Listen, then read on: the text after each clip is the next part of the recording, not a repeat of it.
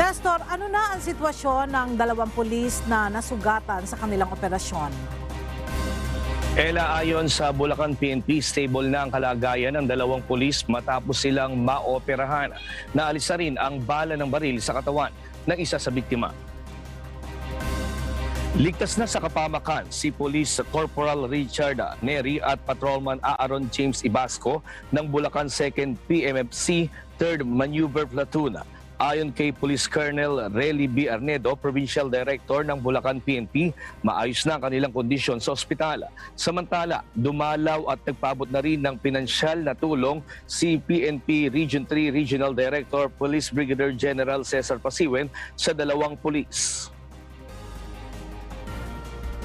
Yung dalawa po, natanggal na yung isa, yung natamaan sa tagiliran, natanggal na po yung bala na bumaon sa kanya. Then yung isa naman, basag yung panga niya, so nalagyan na rin ng titanium plates at nakausap na rin at stable na rin.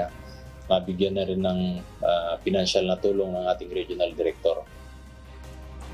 Alas 2:30 ng umaga ng Lunes nang mangyari ang bakbakan sa Barangay Maligaya sa San Miguel, Bulacan. Ayon kay PD Relly, iseserve ang warrant of arrest laban kay Romel Suarez na leader ng Salvador Criminal Gang, subalit laking gulat nila nang paputukan sila nito ng baril.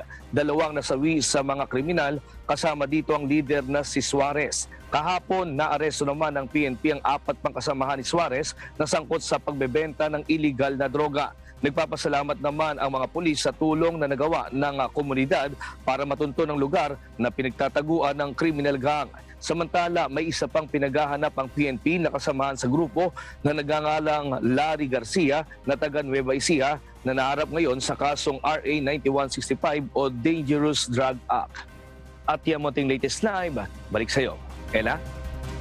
Maraming salamat, Nestor Torres.